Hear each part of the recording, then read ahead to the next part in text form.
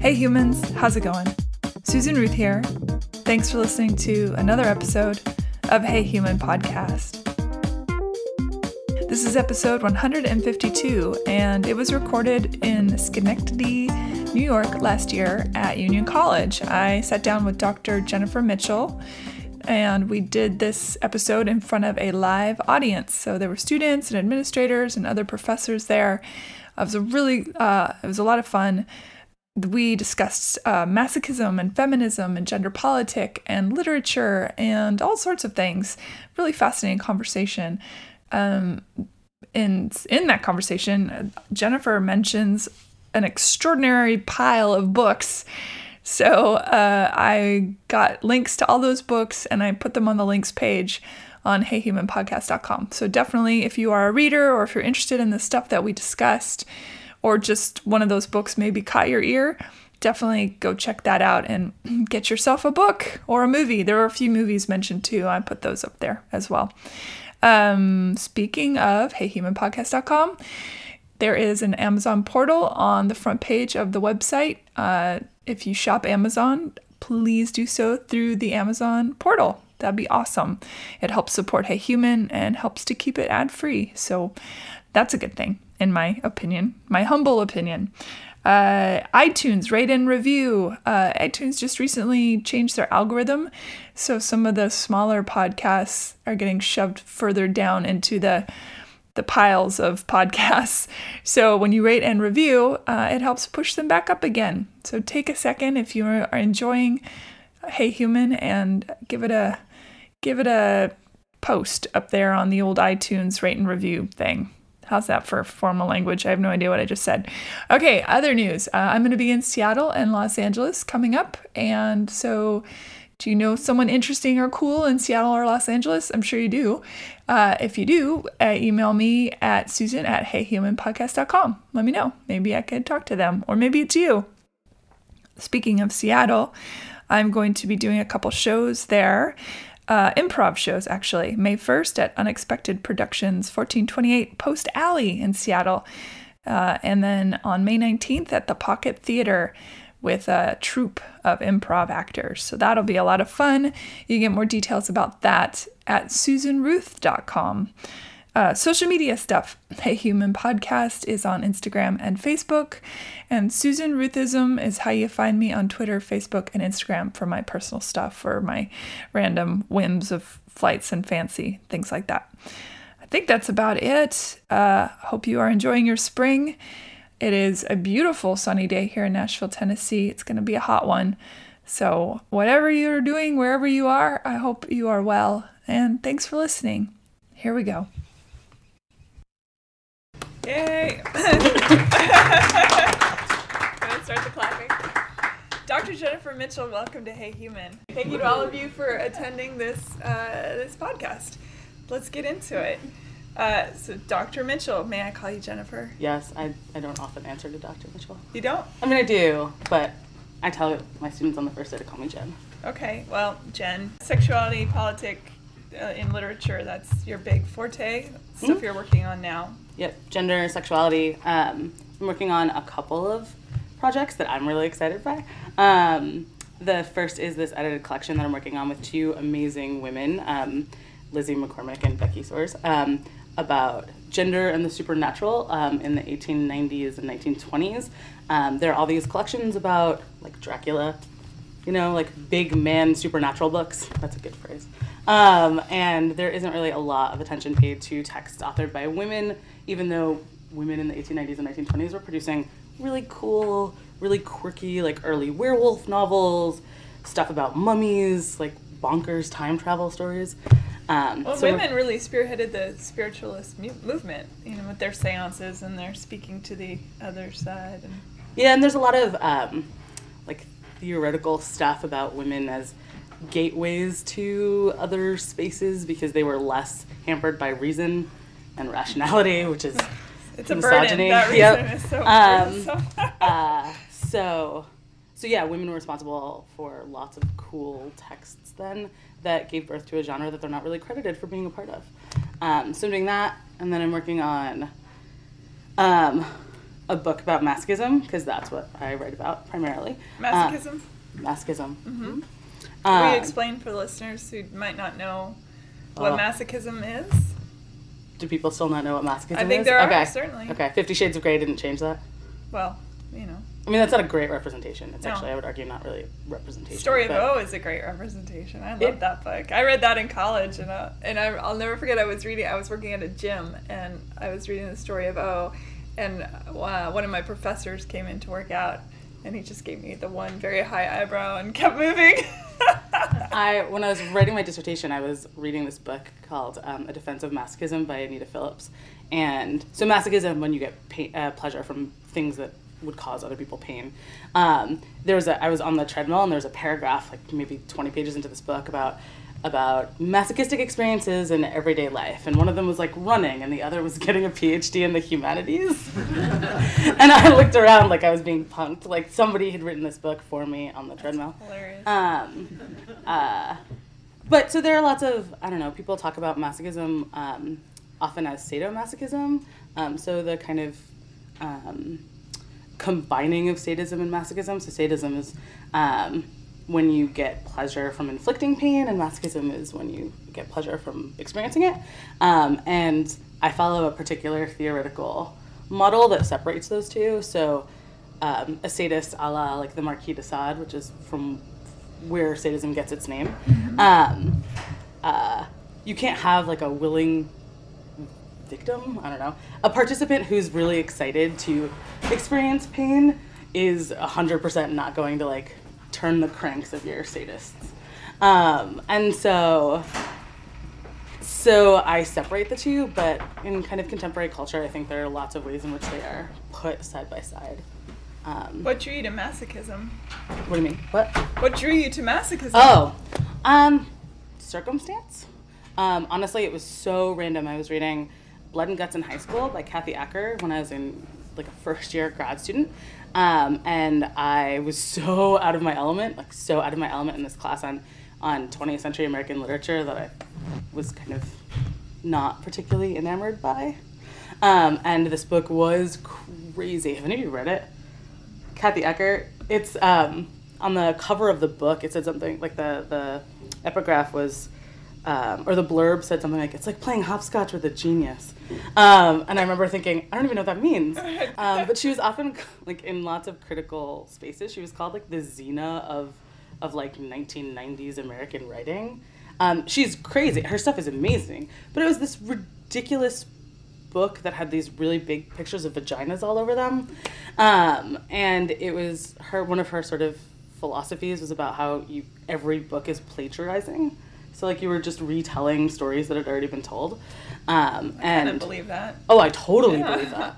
There's not that many tropes to work with. Yeah. No, and so a lot of Blood and Guts in High School was a retelling of The Scarlet Letter, I think. It's been a long time since I've read it. And I ended up writing this paper with a friend of mine, and we just couldn't get away from this idea that one of the characters in it was sort of continuously putting herself in these positions, these excruciatingly painful positions, but also that there was something inherently masochistic about reading a book like this, where it was kind of messing with your head, and every time you felt like you had a handle on something, a new image showed up or a new story started, and it was just this painful experience. And so my friend Katie and I ended up writing this paper about sadomasochistic language in Blood and Guts in High School. And it was actually the first thing I ever had published, and I was ridiculously young, and my mom and my dad really wanted to read it. And so my mom was like, "Can I read it?" And I asked her if she knew what the word cunt meant. And so she didn't read the paper. Because that was how it stopped. She was like, "No, I don't, what is that?" And I was like, "Then you shouldn't read it. We're good." She didn't know what it meant, or she wanted you to think she didn't know what it meant? No, she did not know what it meant. Okay, interesting. My mom was a lovely, naive, innocent woman, still, in lots of ways. So what went wrong with you? That's like a punchline of every Jewish holiday in my family for so many years. I was left to my own devices too much. Yeah. I read too much. My parents always would say, you needed to spend your money on everything but books, and so they bought me like ridiculously inappropriate books my whole life. Oh. So I was like the 10-year-old buying books that no 10-year-old should buy because my parents were like, you can read whatever you want. Because they weren't reading the books themselves, so they didn't know what you were bringing home? Yeah, pretty much. And I think they were also like, what harm could books do? Ah. Which is a really... Ask that giant bonfire over there. It's an amateur mistake. I don't think they'd make it again if they were given the opportunity.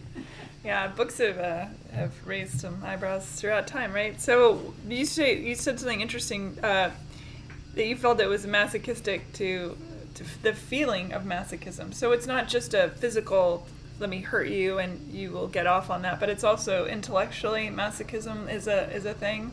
Yeah, I feel like I always have to explain to people that I don't write about the like sexy kind of masochism. So I write a little bit about the story of O, but it's not the physical, it's not the like 50 Shades of Grey stuff, it's not the kind of mediocre porn stuff. Yeah. At 20 though, that's really tittillating. To read that. Yeah. Sure. I mean, and it's like if you've never read the story of O before, it's quite a text. And I think they think the Marquis de Sade wrote it, right? I thought that because it's written by anonymous, but no, it's Pauline Rayage. It's a woman in the.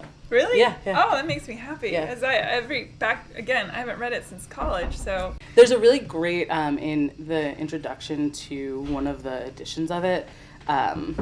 There's a line in it about how the writer is surprised that no alchemist has been interested in studying whatever it is about the masochist that allows them to interpret pain as pleasure. And I'm doing a really bad job of explaining the quote because it's actually quite a beautiful passage and I'm not doing it.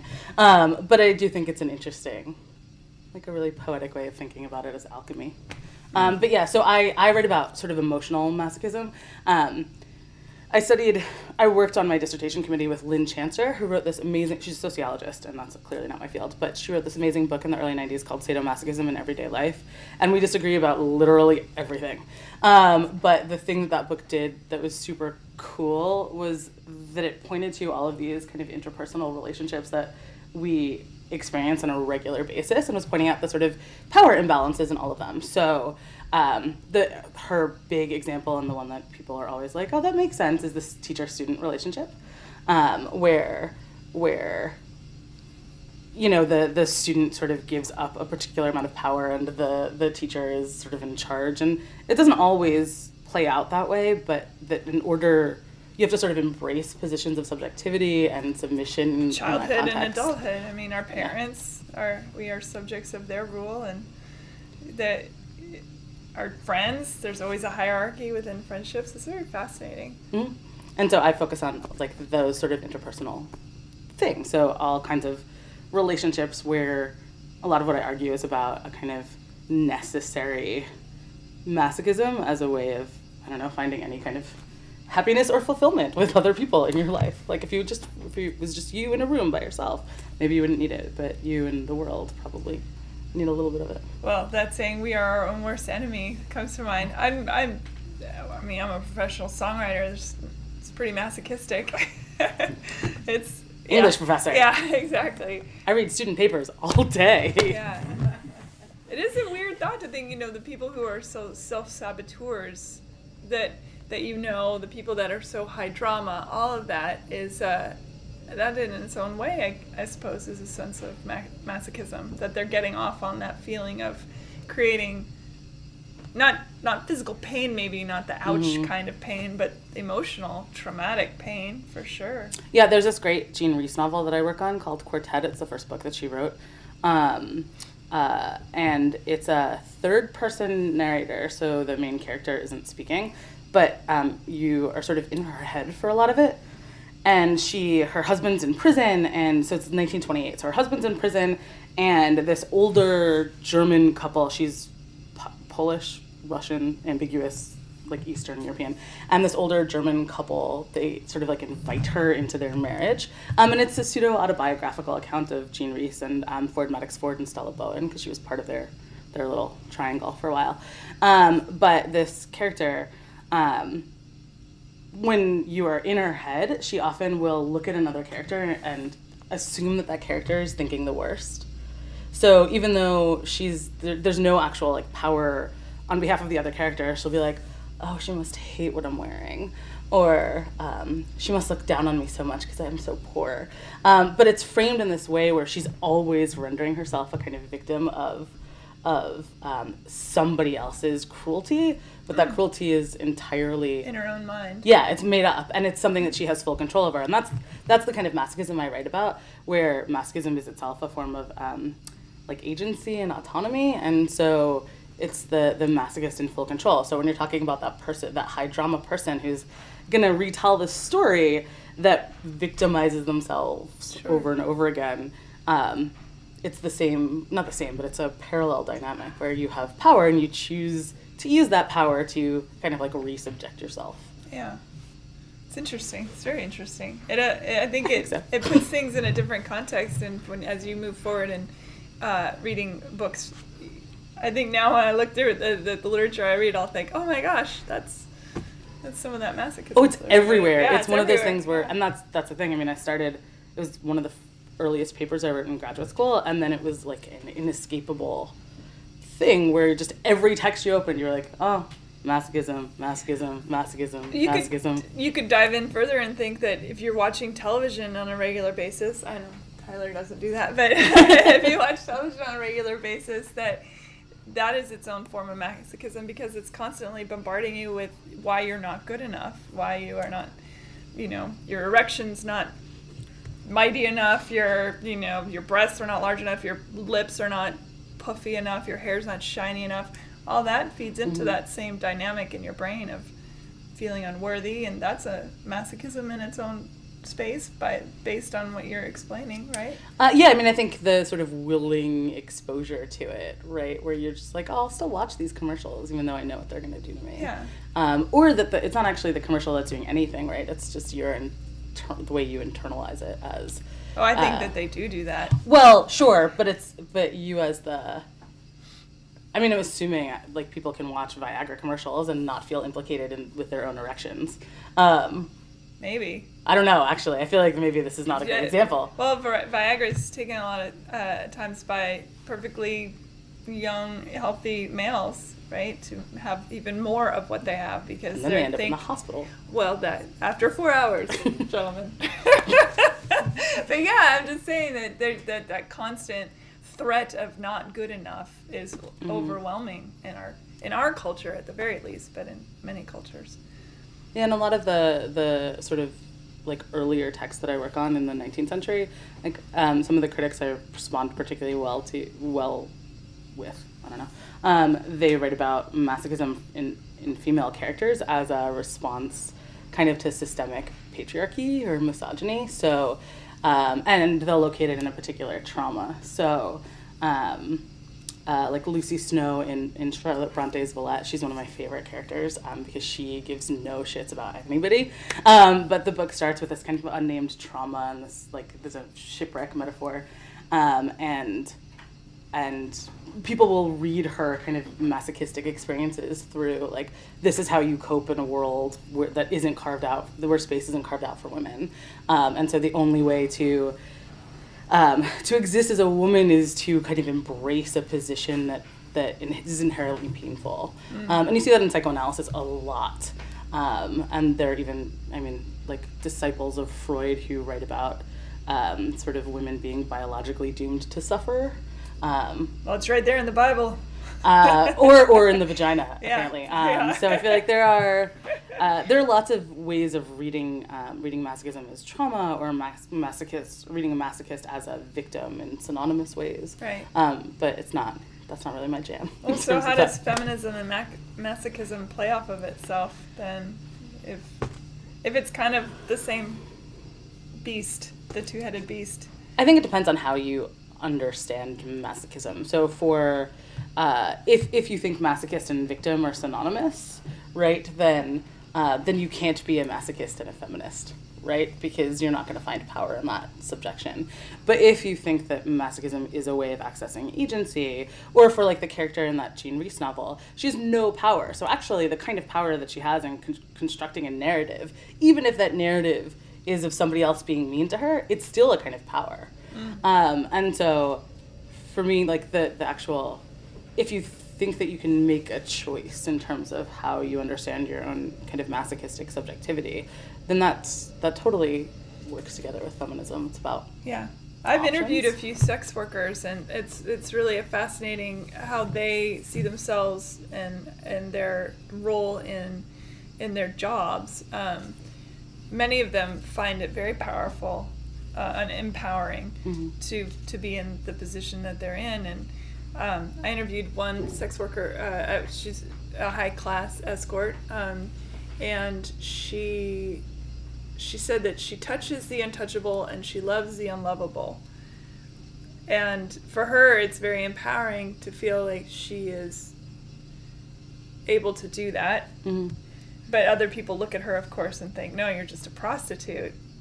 But for her, feminism is deeply interwoven with that behavior, even though for people who aren't sex workers would go like, how could you subjugate yourself like that? And how could you go through this lifestyle? It's so dangerous, and at every turn a John could off you. It's fascinating. Yeah, I mean, I think a lot of that has to do with sort of cultural prudishness and assumptions about values that are separate from sex.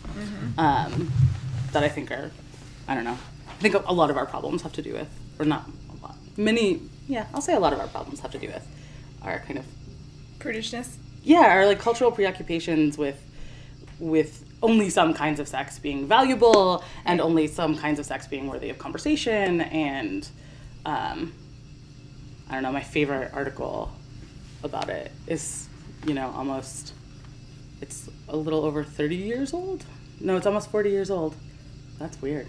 Gail Rubin's Thinking Sex, where she has these charts about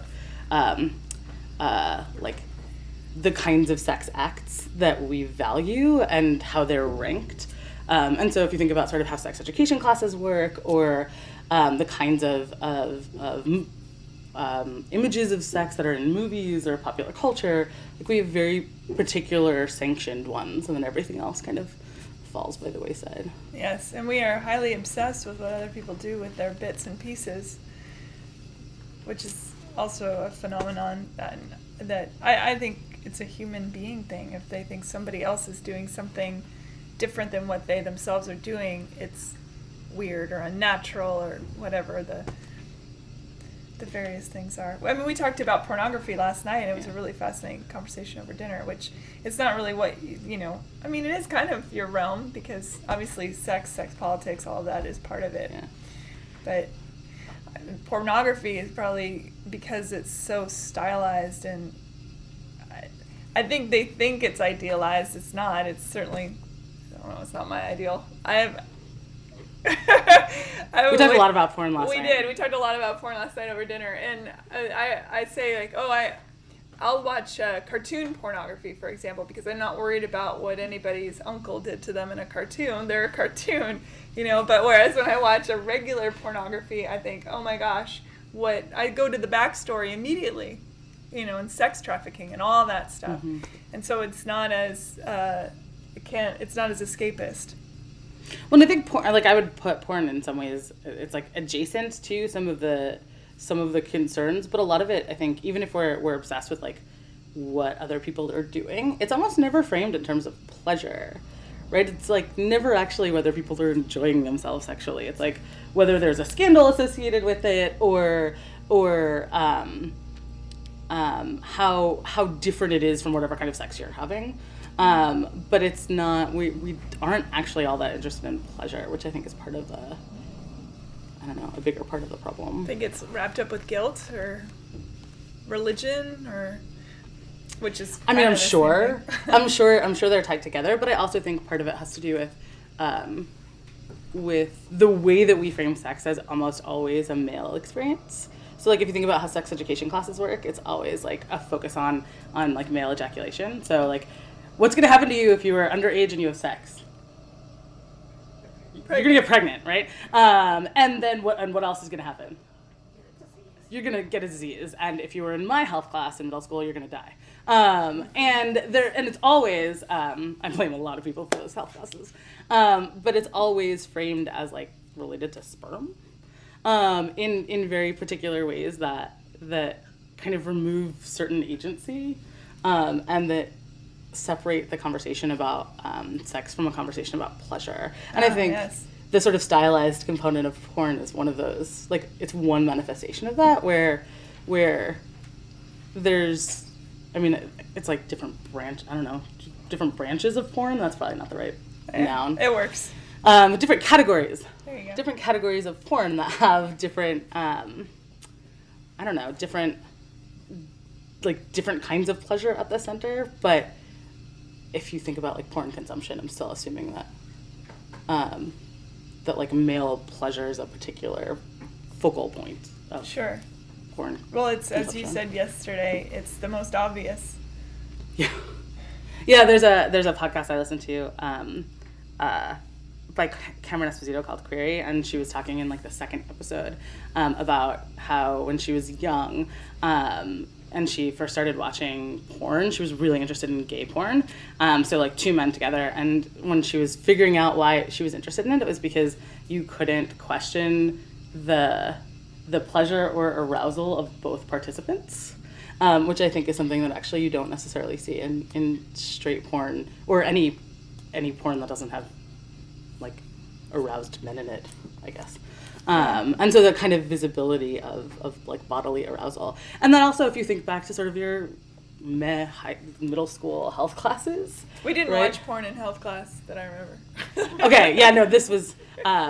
actually, when I was in 8th grade, my science teacher put a video in and left the room. And I thought that I made this up until about 5 years ago when I was having dinner with friends. And she definitely left the room, and she put a porn tape on instead of whatever we were supposed to watch. And so for about, like, 10 minutes, we're just sitting in this health class watching porn on, like, a VCR and an old TV. And I really thought that it was one of those things that I made up. That, you know, like, it was, like, something else. It was something ridiculous, and in my head it became this larger-than-life story. And then it was bolstered by other actual people who were in that class with me.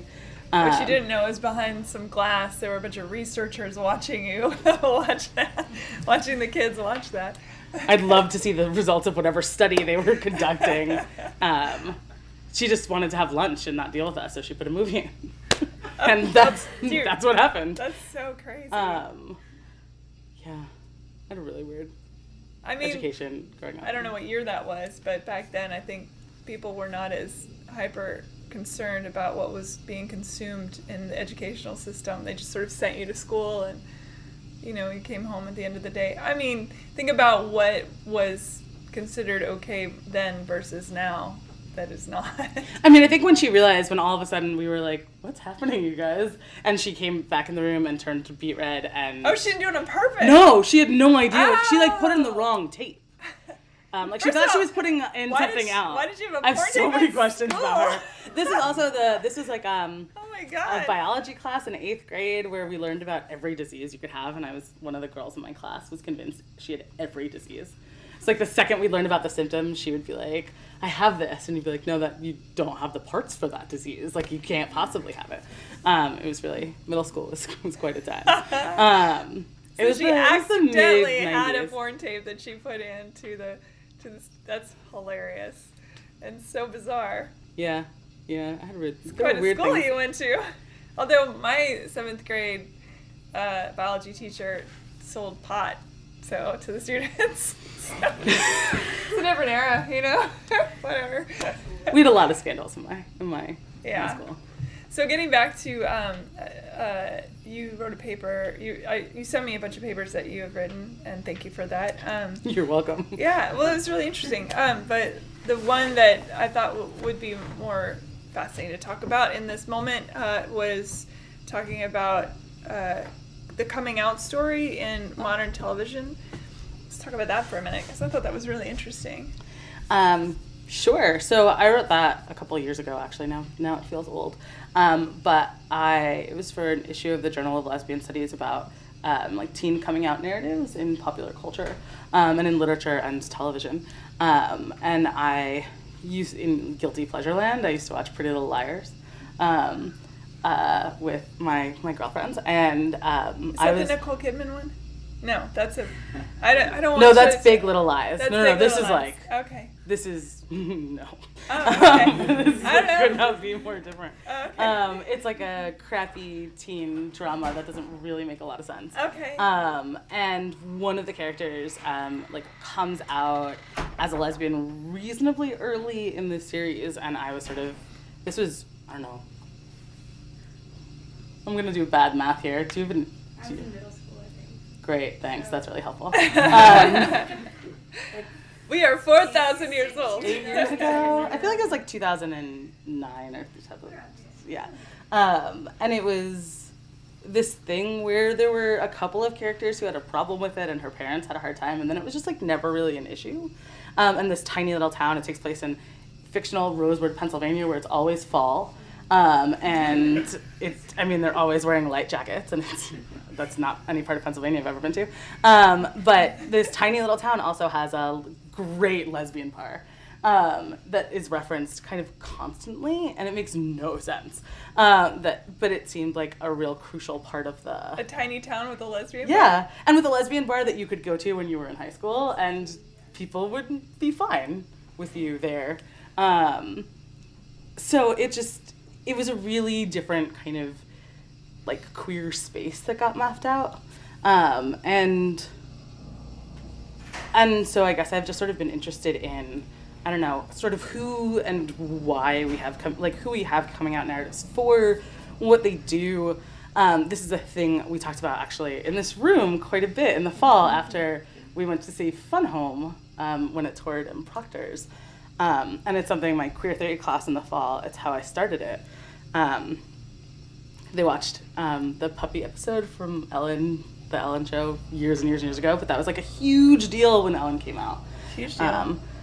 And the episode itself was like everybody knew it was gonna happen, but it happens accidentally. Like she accidentally says it in an airport over a loudspeaker, and so I think we often think that coming out narratives, like they reveal something that like exists before you come out, and then the narrative itself is like, aha, like I've revealed this thing that exists. And we don't necessarily think about sort of how the coming out narrative shapes the thing that it's like revealing. And then in sort of popular culture, how representations of the coming out narrative, like who they're for. You know, are they for queer adolescents so there's a model, or are they for like open-minded straight audiences where they're going to say, oh, this is a story that has like exactly the amount of guilt I thought was going to happen, and exactly the amount of anxiety I thought was going to happen, and are the parents going to be good parents, or they're going to be shitty parents? Does it line up with the expectations that I have as like a consumer of a particular kind of queer narrative? Well, I feel like it's the latter almost always. Mm-hmm. So that needs to change, obviously. Well, yeah, I mean, I think also a lot of that has to do with representation. So we still expect our queer characters to come out. We also assign straight actors queer roles a Yes. lot, too, which is also fascinating. And transgender. I mean, that's a whole other situation where the transgender roles aren't necessarily... It's getting better, but not necessarily being played by transgender actors and actresses, and it seems strange. There's a great TED Talk by a Palestinian comedian, Maysoon Zaid, who has cerebral palsy, and she talks about like studying theater and acting in college and wanting to be in a show, and then they finally do a production where one of the characters has cerebral palsy and she doesn't get cast, and they cast like someone who is like sort of like perfectly able-bodied, and she was like, I do not understand how this could possibly work if somehow like my body isn't right for this part that is literally written about my body. Maybe she was a bad actor. It's possible, but it's also like, I mean, it's. Yeah. I think we. No, I was making a joke. Yeah. But we like, I don't know, whatever the suspension of disbelief that says like you can be this thing and then perform as this other thing, and especially if you're performing as this other thing in ways that will appease my like the expectations that I have for this particular narrative. I mean, we still let, like, Melinda Lowe has this, she's a YA writer based out of Boston, and she writes every year she does a list of like diverse books, and she diverse like YA books, and she chronicles them by like primary characters of color and primary queer characters, and how often you see like certain kinds of scenes in them, and she like focuses on, I think, how often we can count that, right? Like we can say, here's a YA book with a main character of color, and here's a YA book with a protagonist who is queer, and the things that we want out of those, like the markers that we look for, are when you things say that we, who do you mean? like the sort of the broader public that is contributing to like whatever publishing, like Harvard books get published. So like not we, like me necessarily, but we, whatever the supply and demand in that world is. But I do think that there's a way in which we, and I'll include myself in that way. I can't see that. I can't see that either. It's a very white piece of paper. Oh, that's what that really? says. Oh, yeah, sorry. we'll get there. We'll get there. You should have performed some I sort of burst cross into flames thing. every time I read that word. Or sang something from like Jesus Christ Superstar, that would have helped. Or Fiddler on the Roof, that would have gotten me there. But sorry. But like we let like our straight literary characters be other things aside from straight, right? So you can just be like a well-developed literary character who has a job and has conflicts and has a family and has all this other stuff and has romance. But if you have like the queer version of that, it's like that character is queer. And then all the other stuff is secondary. And I think we often do that with characters of color also. Yeah. That it's like, this is a single defining feature. And so you don't, it's a weird line about visibility and invisibility. And I think we think that, especially in books for adolescents, that the coming out narrative is a not only an expectation, but a necessary part that validates the queerness of the story, right? Or the queerness of the character. Like it's not, we don't really believe you're gay unless you have that scene where you tell your parents or your best friend or your brother. And then we're behind you because you need that scene. And Fun Home, the performance of Fun Home did that really explicitly. So like Allison's father, who doesn't have that moment, is vilified in lots of ways for it. And she has that in college, and it's a funny song, and it's this like really lighthearted moment. And then, sort of like neoliberal audiences who are like, great, we're on board with queer people, get to go home and feel like everything about that is like the right amount of queer. Yeah.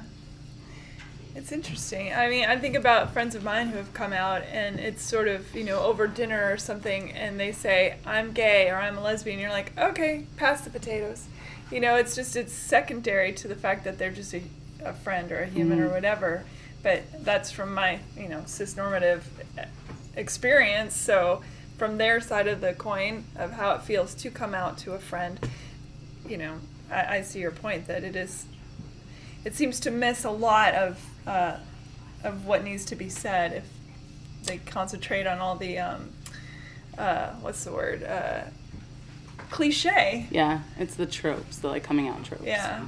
That if you don't have all of those things, you feel somehow less like you've like earned your chops. Yeah. I don't know. We did, the students here did queer monologues over Pride Weekend, and they wrote their own, and so many of them were about the sort of anticlimactic coming out narrative where they said, like, I'm bisexual, and their parents were like, all right, like, what are you gonna major in? Yeah. And I was struck by how often that got repeated, but it's like a story that you don't really see, and when you do see it, it's criticized pretty heavily for either being not realistic or for not being dramatic enough or authentic enough or whatever. Not masochistic enough. Yeah, you don't have all of the anxiety that's going to render that story like exciting for people or sympathetic for people. It's interesting. So let's get back to what we were going to talk about as well, is religion and masochism and sexuality and all that stuff all bundled up into one big fun ball. I mean, I can think of one extraordinarily masochistic scene in the Bible, of course. There are many. Yeah, but I can think of one in particular that's like, woohoo, big, But there's on like, a cross? Yeah. That one, okay. Yeah. Just wanted to make sure we're in the same place. Yeah, hang on. That's a biggie. It is. But, it is. But it there's is a biggie. certainly, there's a lot of, I mean, it's a bloody book.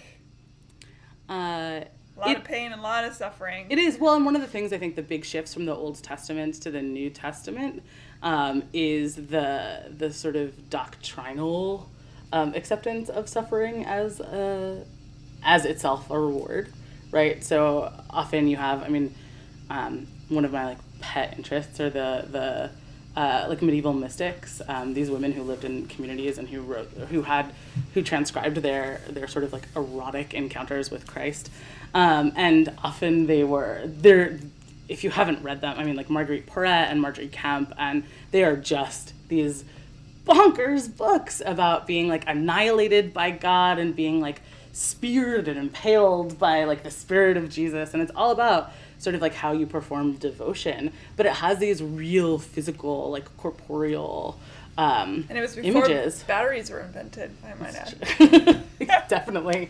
Also before TV and before you could find this in lots of other places. Yeah, right.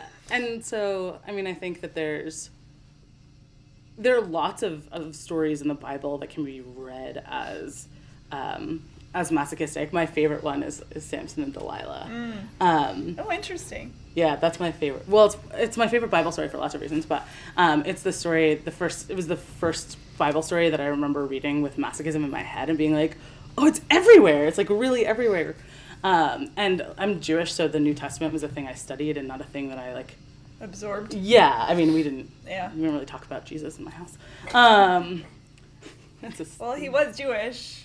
That was my dad's like go-to like Christianity punchline. Yeah. He's like, do you know who's Jewish? And I was like, great, thanks. Thank you for that. But the Samson and Delilah story, I mean, it's a really basic story that kind of epitomizes all of the things that interest me about masochism. So you have, Samson, like big, strong Samson, where his, like all his power, and we're told, but all his power rests in his hair. And then the Philistines have a woman that they're going to. This is a real reduced version of the Samson and Delilah story. But they're gonna like back this woman to seduce him and figure out where his power is. And so, and the biblical narrative is pretty explicit, right? They have sex, and then after they have sex, she's like, so where's your power? And it happens 3 times, and every time he gets closer and closer to revealing the source of his power. And every time the next morning, the Philistines show up and they do whatever it is that she has told them that he has told her is the source of his power. So 3 times, right? You'd think after the first time, if you really don't want that to go badly, you'd stop telling her anything. Although pillow talk. Things happen 3 times a lot in the Bible. Yeah. It's another thing. Yeah, all the biblical numerology stuff. It's really a whole different that. wormhole. Yeah. But I mean, there's so much agency, and Samson has all of the power in that story, but he keeps putting himself in this position that victimizes him consistently.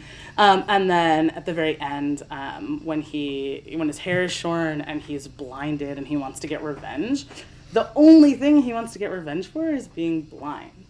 It's not for having lost his power. It's not for being like physically overcome. It's not for any of the other things. And so there's this like undercurrent of a kind of conscious, active engagement in like what Delilah is trying to do, where he's this reasonably willing participant. And part of the reason that I'm interested in this is that the story from which masochism is named, Venus in Furs, the main protagonist in that story, the woman that he worships, his like dominatrix, Wanda, her bedroom is adorned with these portraits of Samson and Delilah. And so there's all of this imagery about all men being betrayed by the woman they love. And that is a kind of foundational, like, romantic ideal. And it goes, in some ways, it's connected to, like, early courtship rituals, which is where, like, early sexologists, how they start talking about masochism is like the performance of subjection. So you had, multiple knights competing for the hand of a woman, and that woman had circumstantial power, right? And so they were willing to kind of debase themselves for her affections. And it was always deemed, socially acceptable because the end would reassert the power dynamic that you expected. So once she decided which man she was going to marry, then the man would sort of reassert himself as the head of the household. And so that kind of like performative submission would be explained away because the ends justifies the means, kind of. And so the Samson Delilah story for me is like a kind of perfect example or perfect foray into that. And then if you look at like the stuff that I'm working on, or I will be working on, I'm sort of working on it now, it's really new, but is about how often those kinds of like religious martyrs become like icons for particularly masochistic literary characters in the 20th century. So in The Well of Loneliness, Radcliffe Hall's big giant lesbian book from the 1920s, Stephen Gordon, the protagonist, consistently compares herself either to Jesus or to Cain. Like she's the thing that like makes her different from all of the other like cis straight women around her.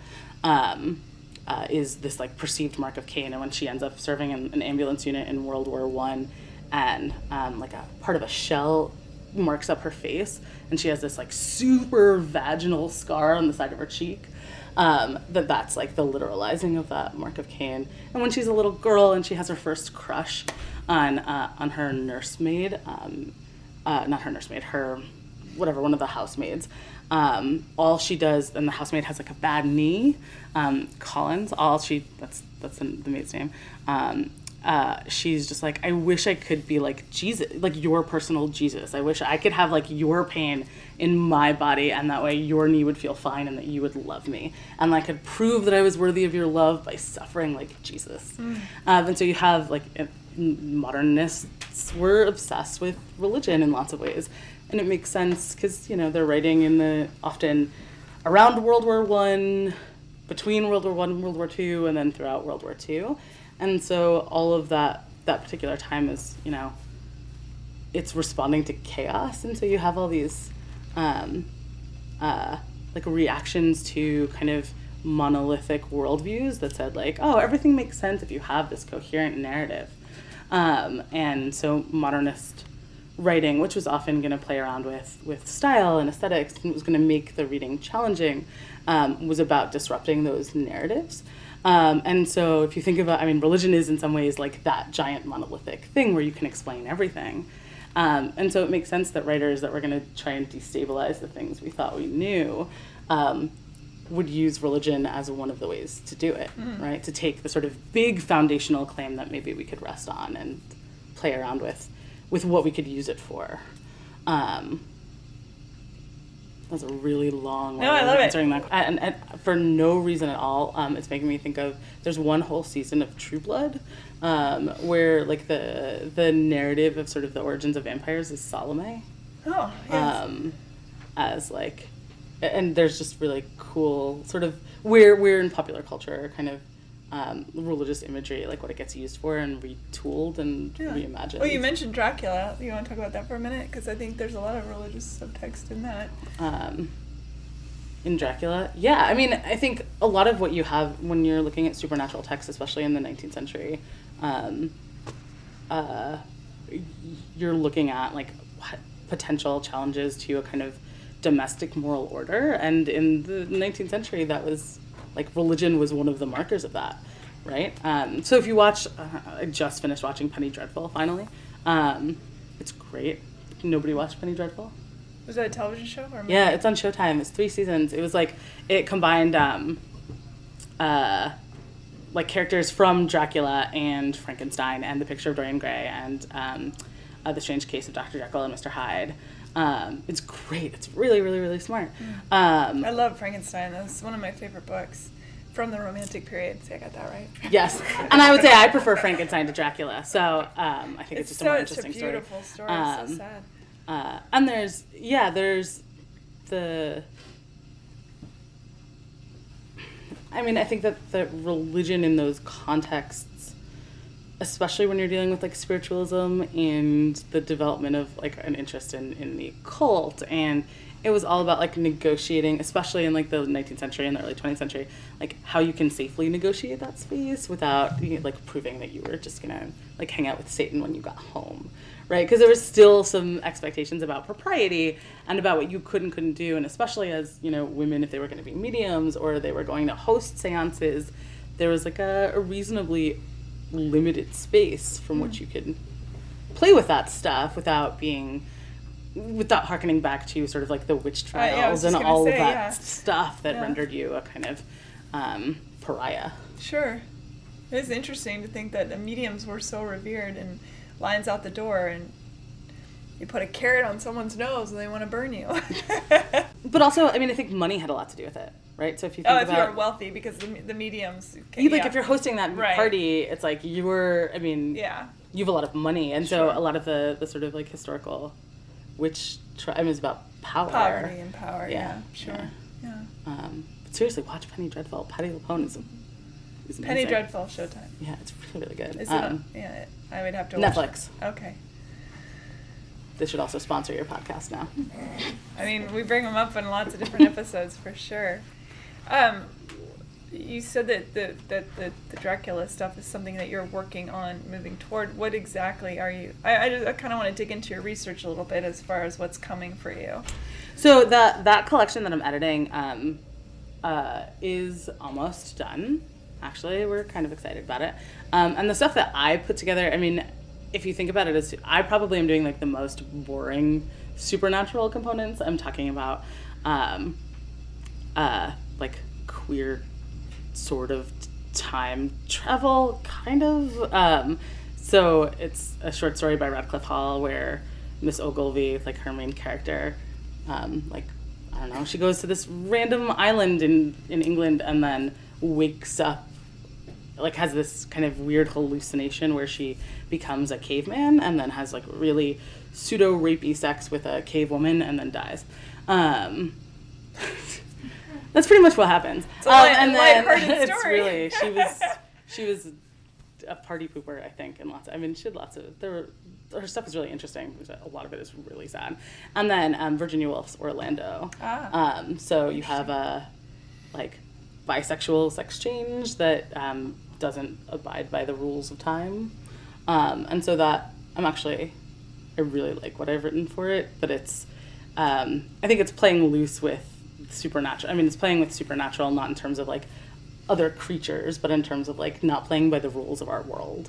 So the sort of time shifts and messing around with that, and the sort of queer sex change things that happen in both texts that are supernatural in like the very literal definition of the like not like perceived as natural. And then I'm working more on I will eventually be working more on the martyrs and masochism stuff, because I think it's, I don't know, I kept looking for, when we were doing the research for this collection and we were looking for kind of comparable books out there, there's some really interesting ones, but they're mostly about either the Victorian period or the Modernist period, and mostly the Victorian, because the 19th century gives birth to all sorts of weird stuff. I mean, it's when Frankenstein surfaces, it's when Dracula comes up, it's when the picture of Dorian Gray comes up. So there is this surge. It's Jekyll and Hyde, it's Sherlock Holmes. I mean, it's all the 19th century like gives birth to all that stuff. And for some reason, like the modernism and the supernatural, despite it's framed, if people are writing about it, it's framed in terms of like what actual real life people were doing at seances, how they treated mediums, the kind of letters and accounts and journal entries they wrote, or in early cinema, where like cinema was this, or even radio, where they were presented as like gateways to other non-our world spaces. Sure. Have you been up to Lilydale? Mm-mm. That's it's predominantly female, and it's a town that is mediums and ghosty people and psychics and all this. And where is it? It's Lilydale, New York. Geographically? It's in the woods somewhere. Like, I don't know that it's too far from here, to be honest. Might have to do a little field trip. Yeah, but it is interesting because it's predominantly female, and it is a very the structure of the town is very women-centric, and there are a few warlocks that live there. I think it would be right up your alley. Yeah, no, that sounds awesome. There's a great book about Lilydale also that I'll send to you. That's very interesting. Yeah, I think one of the things I end up, because I focus on literature, it's like the history stuff is so secondary. And like the actual manifestations of these things, like real people's lives, it's so much easier for me to write about fictional people because they're not going to fight with me. And they're not going to complain. And if I get something wrong, it's totally okay. I get stuff wrong all the time. I mean, I get stuff, so do I.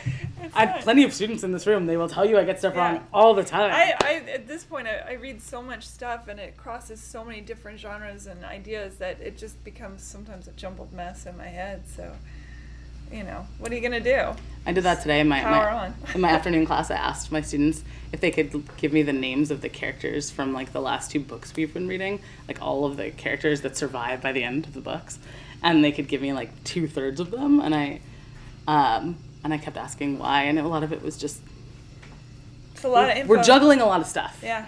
And if we're not paying attention, and we're distracted, then like the things that you've decided are important are the things that stick with you. So whichever character makes an impression is the character you remember. Yeah. And the ones that you're just like, this guy was like the last guy we met, so they might as well be the same person, so I might remember one of their names. Well, a lot of times in literature, they are the same person. I feel like, again, the stories repeat themselves. It's just the aptitude of the writer is what sets it apart, in my humble opinion. Yeah, when I lived in Utah, I had a lot of students who, this is like the theme of my day today, or what part of my day today, but who wanted to write like the next Hunger Games or something. They wanted to write sort of like dystopian genre fiction, and most of them were not particularly good at this. And part of that was because they didn't want to read in their genre because they wanted their stories to be original, which I think, because Susan and I have agreed that's impossible, it's clearly impossible. So they should give up. But I'm just kidding. They really shouldn't give up. They should just read a lot of stuff and then write. But one of the books that I feel like really crystallized that for them was Parable of the Sower, which like you guys just finished reading, because it's not a particularly complicated story, and the narrative itself isn't particularly complicated. It's a series of journal entries, but for me it's super brilliant. It's an Octavia Butler novel. It's brilliant and it's prescient, and it made a lot of my students who thought that they were going to be the next like Veronica Roth or Suzanne Collins or whoever, take your pick, realize that actually it's really hard to do this well. Yeah, but don't stop trying. No, and read. Keep reading. No, we can't read. Just say it out loud. It's okay. Trump, violence, sex, religion. Trump, violence, sex, religion. I feel like that's like a Red Hot Chili Peppers album. I do too. Blood, sugar, sex, magic. Oh, okay. Well, Violence. Sure. Sex. Are there commas in there, or is it? Is Trump a verb or a noun in that context? I feel as though it's all of the above. No, I don't know how to. I don't really. I'm gonna take my cue from something Sarah said in class today. My students are reading this technological dystopia by M.T. Anderson called Feed. It was written in 2002, and you can very clearly, I think, tell that the influence is George W. Bush. So there's a lot of like kind of mocking of whoever the president is in a couple of speeches. Mocking the linguistic capabilities. And the book posits that the internet is basically just in your head at all times, and it's attached to your like nervous system, basically. So it's not too far off. Yeah, it's not. I mean, I think it feels futuristic. The first line of the book is about going to the moon for spring break, but the phrase is, and the moon turned out to completely suck. So the second you have like, oh, you can go to the moon for spring break. Like, that's not where we are, but then it turned out to completely suck, and that's, like, whatever I saw yesterday. And so I think it does that particularly well. But so the book is almost 20 years old now, and technologically I think we're there. But there's, like Sarah was pointing us out today, because there's one, it's clearly like a press release, and it's written about the president having to apologize for the president calling a prime minister of somewhere a shithead. And Sarah's laughing a lot because she was just like, this is 2 weeks ago. Like, we had this 2 weeks ago. Like, how did he know, right? like when he wrote this book in 2002, that we were going to have like a literal apology. And the apology is kind of preposterous. And it's like, and trying to backtrack and say like, shithead is an American idiom about the fertilizing like nutrients in your brain. And it's a great set of sentences. It's really quite smart, but it also feels like right here. And I mean, I think even that, like, it's not, it's a word, right? And in this book, you're supposed to laugh at it. In some ways, because it was hyperbolic in 2002, like you couldn't imagine W saying that. But now we are like still recovering from, you know, the shithole, shit house, whatever, take your pick, whatever they were arguing about, what word he said. But just the sort of, or even the tweets that are like linguistically just... Yeah, what I find fascinating about Trump and even with religion is that the religious, the evangelicals even seem to not care. They just say, oh, he said sorry and he's forgiven, whereas anybody else, he's getting away with so many things. I can't figure out if we don't care or if we're exhausted. Granted, there's plenty of people screaming in the streets, but I don't know, it's a very weird time. It's writing itself like some bizarre novel that I would have read in high school and thought, this'll never happen. That's how I thought when I read Feed when I, you know, like whatever, 15 years ago, and I was like, this book is so smart and kind of heavy-handed, because really, we're close, but like it's never really going to happen. Yeah. And it's in some ways about, like, I think one of the other things, in some ways maybe it's not the flip side, but it's part and parcel of the same issue. Like giving space to not be embarrassed by opinions that used to be considered like archaic or dangerous, or things that you were like, you know, you apologized for your like kind of racist grandma before she met anybody, and you were just like, it's my like kind of racist grandma. I was like, sorry. Compartmentalizing. Yeah, but it was this thing that would only ever happen in like, you know, like a family dinner, but you'd still feel compelled to apologize for whatever could possibly come out of her mouth, even if nothing did, even if she was like perfectly well behaved at dinner. It was still this thing that you felt like you needed to apologize for, and I think now we're in that space where it's like unapologetic.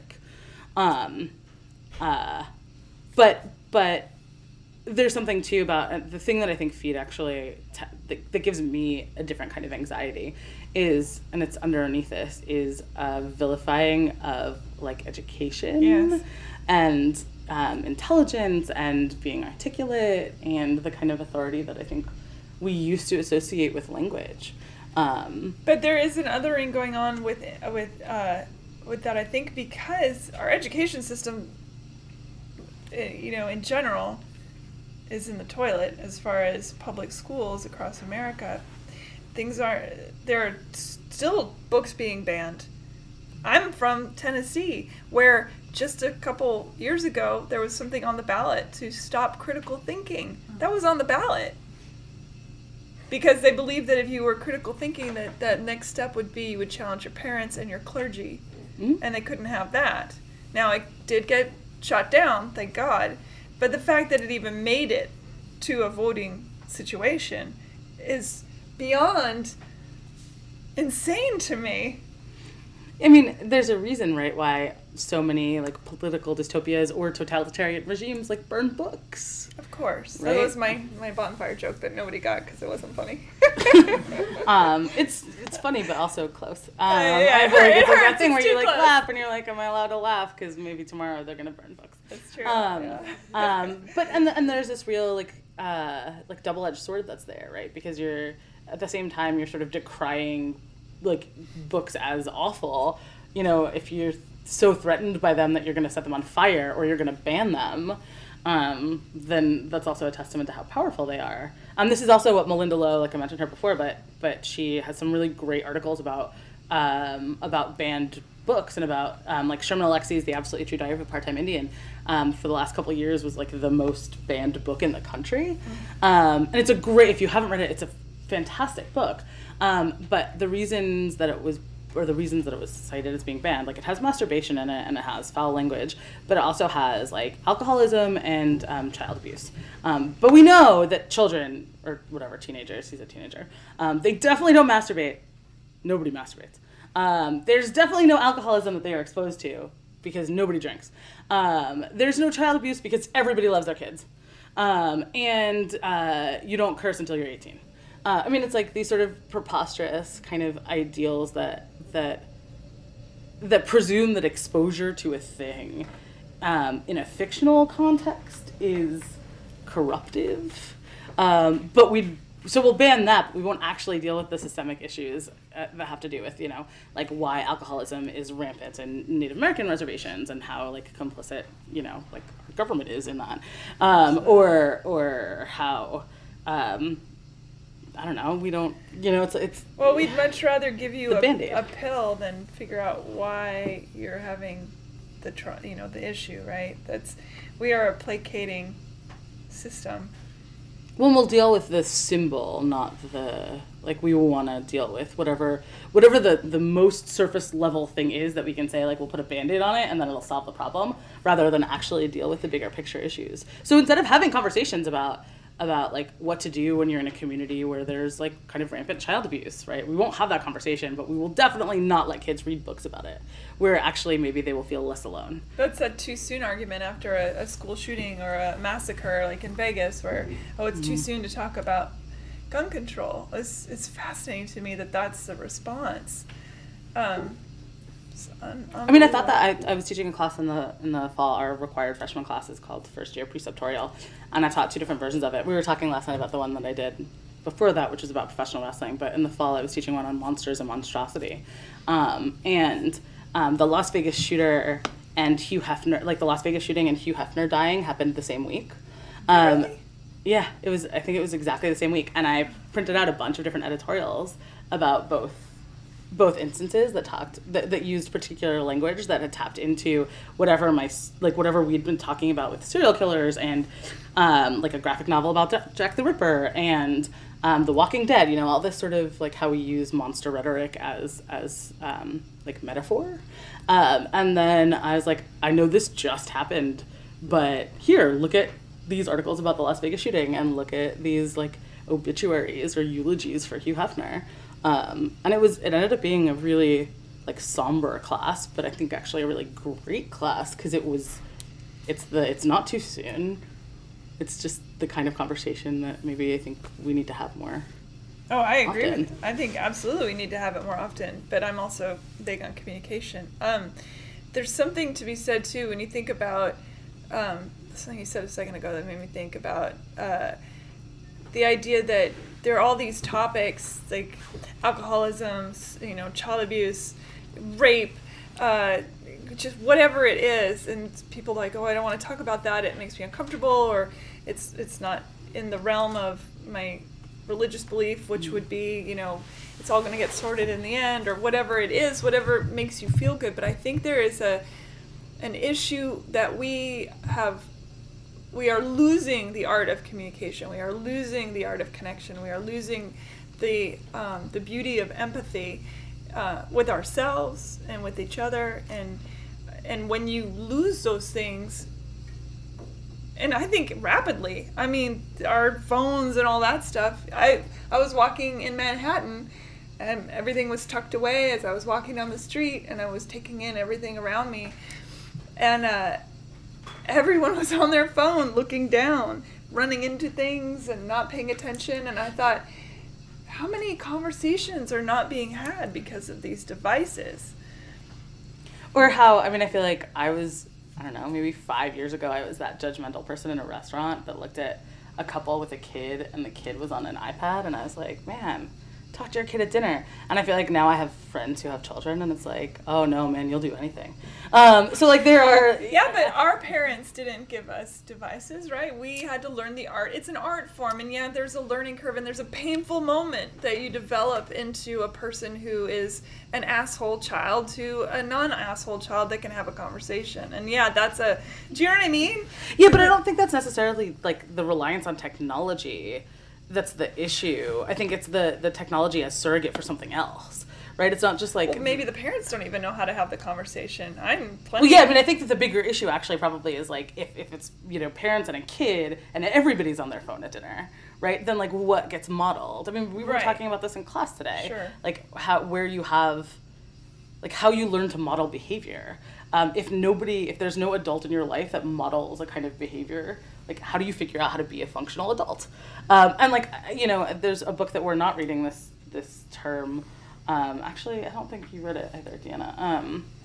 Never Let Me Go, the Ishiguro novel. But a lot of the characters in there, they model their behavior. I mean, this happens a little bit in Feed, but they model their behavior, and they're not dumb. I feel like I need to qualify that relative to the Feed characters. They model their behavior off of characters on television, because there's no other adults for them to look at. And so thinking about sort of how, like, what we model. But we do that already. We do that now, don't we? I mean, people model off of what they see on television. Mm-hmm. There's that famous Charles Barkley quote where he said, you know, I am not your role model, but guess what? You are. I mean, if you are in the public eye, we are mirroring all the time. Mm-hmm. We're constantly mirroring everything around us. And from small children, you know, on up. And I don't know about all of you in this room, but my family situation growing up wasn't necessarily ideal. It had its issues, and I still had to develop into a human being that was socially functioning and all that. So I think that we do give ourselves excuses why not to be something instead of digging in and becoming something. I mean, I think that in some ways we started talking about this last night too, and to go back to porn, which is, I guess, like my thesis statement, kind of always. But I don't think that the problem is like porn as object or thing that is consumed. It's that we separate porn consumption from any kind of mediated talk about like what is being performed, how that gets translated into real life. I mean, you see these articles all the time about women being, you know, murdered because they say no to going out with somebody, or like who are, you know, assaulted or raped or all of these things, because the explanation is like, well, this is how I thought things were going to be because I watched 50 Shades of Grey, or I watched this particular porn or whatever. And it's like we separate things in so many ways into like private categories. Sure. And it's like compartmentalizing. Yeah, that we're not like, okay, well, so like there's like porn that is super stylized, that is like aggressively and not realistic. And if you are watching that and consuming that like regularly from when you're whatever 10, this is not a good example. I don't know, how old are people? Never mind. No, there's research. No, it's really, 9 years old. Yeah, they're young. Adequate. And accurate, not adequate. And that's what adequate, and nobody talks to you about it. And then all of a sudden you're however old you are when you're going to lose your virginity, and it doesn't, like, you think it's going to look like a porn, and it doesn't, and you have all the rage, or you try to make it look like a porn, and it's I mean, like, everything about it, there's, like, no matter which way you flip that, I think there's a problem. And it's the same thing, right? It's like, if the solution is always to be on your phone, or to have to have access to technology, or whatever, without saying, like, okay, so, you know, you can be on your phone and there's lots of information on your phone, but sometimes when you sit down to have a conversation with somebody, you should put your phone in your pocket. I mean, I talked about that with my afternoon class on Thursday, about their anxiety about where their cell phones were relative to where their bodies were, because they move around the classroom a lot.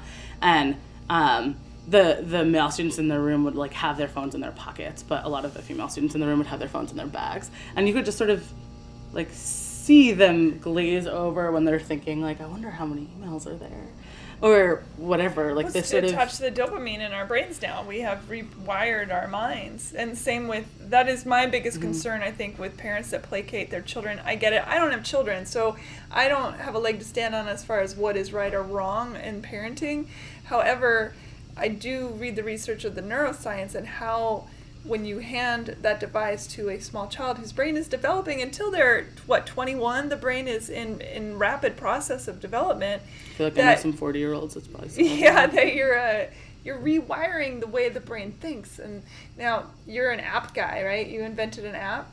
Yeah, so that's interesting to me, you know, so you want people to become engaged with this technological device, and it's important to your well-being and all that. And far be it from me to say that many things in my life are computer-oriented. Not quite a boyfriend yet, but I know I'm on the list to get one of those. No, I'm just kidding. Anyway.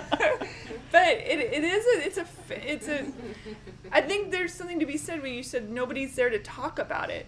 You know, just look at this device and that's it, I'm checking out as a parent, versus, okay, maybe look at this device for 10 minutes, or don't look at it for dinner, or you know what I mean? Things like that. There's a culpability that is required as humans to raise up other humans. And I just think that I mean, I'm going to get emails, I'm sure, but I think it's lazy to be like, I don't want to deal with this. You're being a little shithead. So here, watch this television show on your computer. I don't know. I mean? And I don't have kids, so I don't really but I have nannied, and I've nannied 4 kids at once, and it is a shit show. It is. But you still have to find other ways to engage them. Stories, making little puppets, play some music, you know, whatever it is that's actively engaging their minds. So I have cats. I feel like it's really important to emphasize the fact that I have cats and 0 children. Right. But I also think, I think that one of the things, like, I think part of the reason, well, there are lots of reasons why I don't have children, but that's a different conversation. But I feel like for a long time, I looked at my mother, who's amazing, and I thought, like, I will never be as selfless as she was. Like, I don't have it in me. I'm not as compromising. I'm not as willing to sort of put other people's needs above my own. That's a good thing to know about yourself. Yes, I think so. It's better now than 6 kids in, and I'm just like, yeah, fend for yourselves, guys. But I do think that there's also, I think my mom understood the kind of mother that she wanted to be in terms of like a particularly selfless model that tied her mental well-being to her children in a way that I think actually that now we are focused on kind of individual well-being, or at least we think that we are, in ways that I wonder if things would have been different if somebody told my mom often, like, go, like, get your nails done, like, take an hour, like, you can put, like, I think that we have different expectations. Perhaps. My mother was I shouldn't say that live on the podcast, but she had she'd be first to admit, not a nurturing bone in her body. And when I was being a shithead, she would say, go read a book. Only a bore is bored. That was like her. She's like, be gone with you, child. Go figure it out. You know, and that's not necessarily good parenting either, but I don't know. I mean, it's an interesting, I think we're getting, our intellect is being vilified, right? Learning is vilified. I think that we are placating ourselves with this machine that is not only making us drool, but is also reprogramming how we think so that we don't look at our monsters the same. We can compartmentalize. Look, I have friends and nobody in my family, but I have friends who voted for Trump, and, you know, as is their inalienable right to do so. And I say, but what about the grab by the pussy, or what about this or that, or the fact that, you know, whatever things you can come up with. And it's the same reason why I think people can say, well, this is my lover, Joe. And Joe's great. I mean, he beats me on Mondays, but on Tuesday through Sunday, he's an exceptional lover and he makes dinner. So I've compartmentalized the fact that Monday sucks for me, and I'm going to keep dating this guy, right? So, and many of us do that. We have this compartmentalizing aspect of we do it with our friends, we do it with our family. Oh, that's Uncle Joe. He's going to say some weird stuff at Thanksgiving. So just, but we love him anyway. I mean, that's just what we do as human beings. And I think we do it now with our politicians. We do it with we do it everywhere. We do it with ourselves. Yeah, I mean, I think we absolutely do. I think that there are really interesting ways, too, in which kind of, like, popular culture tropes contribute to a lot of that compartmentalizing, especially in terms of, like, dating and romance and whatnot. I feel like I had, really, like, I have friends who are, some of the smartest people I know who I used to want to have interventions for while they were dating in New York, and I would just, I used to have, like, this letter already written, like, dear friend, your relationship with Steven affects me in the following ways. You know exactly who I'm talking about. Because it was this really weird internalizing of like love is supposed to be like really nice sometimes, but it's also supposed to drive you crazy, and you're supposed to really wonder whether somebody actually likes you, and it's not legitimate if you don't feel like your heart's gonna break every 15 minutes, right? Like, and I think that it's gendered in particular ways, and I think it's targeted to women especially, but I think that there are, like, we're told to compartmentalize and to prioritize certain readings of situations as like more real than all of the evidence to the contrary. I mean, it's why like he's just not that into you is even a thing, right? Like, why we even have a book and a movie and a franchise that's basically meant to say like, everything I've done has proven to you that I don't really want to date you, but you're still here because I texted you once in the last 3 months, and that's the thing you're holding on to. Yeah. I mean, I think that there's a market there of like how to compartmentalize effectively, or not effectively, how to compartmentalize willfully. But you hit the nail on the head though when you said, you know, especially as women, and men probably have this too, but especially as women, that we're told that this paradigm, we're supposed to grow up and have the babies, you know, get married, have the babies, you know, all that kind of stuff. And you shake your head because you're like, nobody told me that, you know, or whatever. But I got told that. Yeah, that information is everywhere. And even though we live in a modern time where, of course, women, sisters doing it for themselves, you know, they're getting jobs, they're not necessarily having children, they're not even necessarily getting married, and now there's the next generation of people are like, marriage, why bother? You know, if it feels good, I'm gonna do it. I don't care. The kid, you know, we're gonna see a drop off perhaps, but there is that story that is told to us. You know, yeah, we still have bad wedding television. That's like, of course, it's still like 20-year-old girls who are going like, I want a Cinderella wedding. Yeah. And you're just like, did you read Cinderella? With that show, my friend. It's not a great story. Yeah. Who wants to be her? Yeah, people love that stuff. Yeah. Yeah, but we're also sold this. It's very interesting too. In as America is, the poverty is growing, right? And the shows where they depict exceptionally wealthy people are getting, there are more and more of those, right, that are hitting the airwaves. And it's a really weird thing. So I can't quite figure, I think about this stuff a lot, like this dynamic of, okay, we are living in a society that is feeling pretty crappy about ourselves. The communication is not good. Education, vilified, not a good idea. You know, we've got these politicians that are basically can just look at you, lie, and say, so what? We're lying, big deal. You know, like this weird, it's like this weird, confusing movie I'm watching. I don't know where I was going with that. I went off the rails a bit, but it's mind-blowing to me. I don't know what's happening. I don't know what's going on. Oh, I know what I was going to say with the TV shows where people are like, look at us, we're wearing these $5,000 wedding gowns, and I have this big boat, and there's some show that my friend watches that is buying property, multi-million-dollar property buyer person. I don't know. That's what it's called. That is 100% the title of that show. That's what it's called in Russia, probably. But it's anyway. So all these shows that are like, oh, look at what the haves have, but you're a have-not. But you can see into the television screen and kind of feel what the haves have. But it's creating this sort of anger, this dystopian, you know, Hunger Games feeling, you know what I mean? This is one of the reasons I don't watch TV, is because I think it's unhealthy for the psyche, because it's always telling you what a piece of shit you are, you know? Yeah, I mean, I feel like I watch a slew of really particular television, and a lot of the television that I watch is like watching people who I think are dumber than me make bad decisions, which is a particular. Why does that serve you? So I have lots of theories about this. But there's something really like I'm not interested in any of the stuff that you mentioned, for lots of reasons, because I don't really care. The reality show stuff. The like rich reality shows. Yeah. Right? I don't really care if you're gonna, you know, this is your fourth boat, and you're gonna get the whatever. I don't even know how big boats are. This is not gonna go well. Like a 30-foot boat, is that right? Like 30-foot, 50-foot. I don't know. Pick a measurement.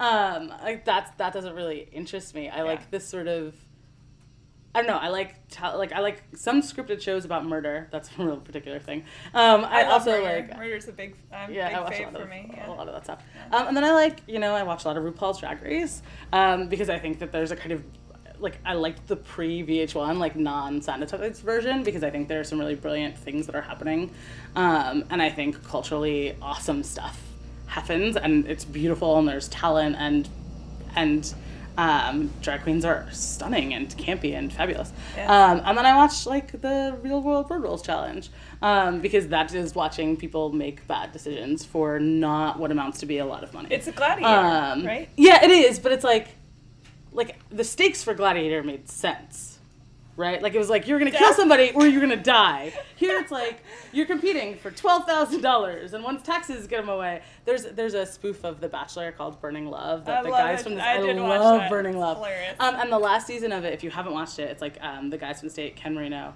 Okay, she's pointing at her watch. Okay, Ken Marino. We're off the rails completely. Yeah. This it's fascinating though. But the final season is so the first season is The Bachelor, the second season is The Bachelorette, and the final season is called Burning Down the House, and they bring back all their competitors, and they're competing for $900. And it's a very funny show. It's brilliant because and they're talking about what they're gonna do with that $900. One of them's I'm gonna start a skydiving school, and it's one of them's I can finally buy a house, and you're just oh, this isn't. It's you nailed it, right? Because it is this when you take taxes away and when you take all this stuff away, you're really, you're competing for $12,000 in a challenge that you're going to split 3 ways, and then. But what are they competing for in those real shows? Their emotional currency is what they're competing for. Yeah. They want that fame, or they want to be beloved, or it's that thing. I am not your hero. I am not your idol. But that's what they are competing for. It's not the money. We are now in that. What was that show with Richard Dawson and Arnold Schwarzenegger, Running Man? It was. Do you remember that show? And everything was televised. And I guess The Hunger Games also speaks to that. The Hunger Games is 12 stories mushed together, of course. But anyway, it's a spectacle. Yeah, it's a spectacle. Well, we have now talked about everything we could possibly talk about. Jennifer Mitchell, tell people where they can find you. Questions? Yes? Oh, yeah, they're questions. Wait, there's people here? Oh, my God, where did you people come from? Do you guys have any questions of the 8,000 topics we covered today? So many things. Anyone? Do not Tyler, you want to? I can see. I'm trying to figure out how to word it. But one topic that you guys kind of avoided, even though everything you talked about related to it, and something that I'm personally really fascinated by, is kind of the pros and cons of immediate gratification versus delayed gratification, because that definitely relates so much to how enamored we are by technology, and definitely as far as relationships and sex, how that that's kind of the key player in whether you're looking for something immediate or something long term. And do you guys think that in general, not in any specific application, do you think that immediate gratification is better, or do you think that you should kind of create systems for yourself to delay things? I eat the whole bag of Tate's cookies when I open it, in one sitting, every time. I try not to, but I rationalize that if I eat them all now, I won't have to worry about eating them next week. But it's gonna get eaten no matter what. It's just right now or over the week.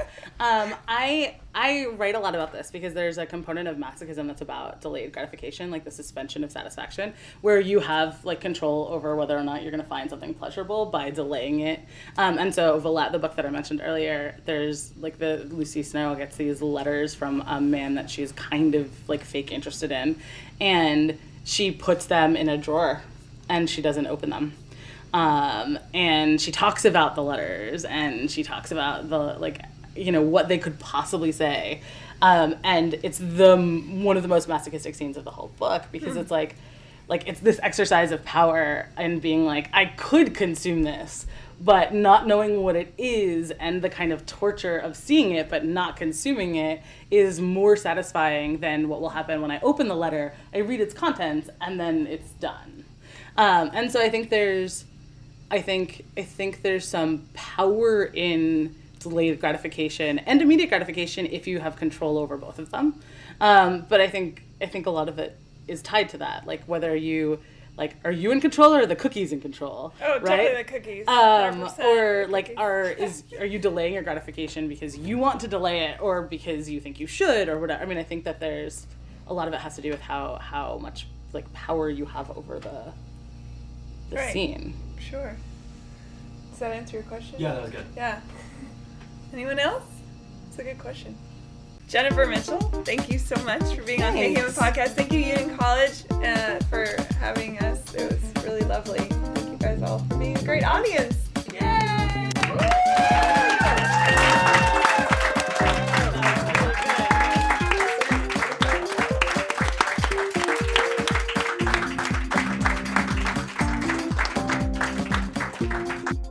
Hey everybody, thanks for listening. Please rate and review on iTunes and have a wonderful, wonderful. Bye.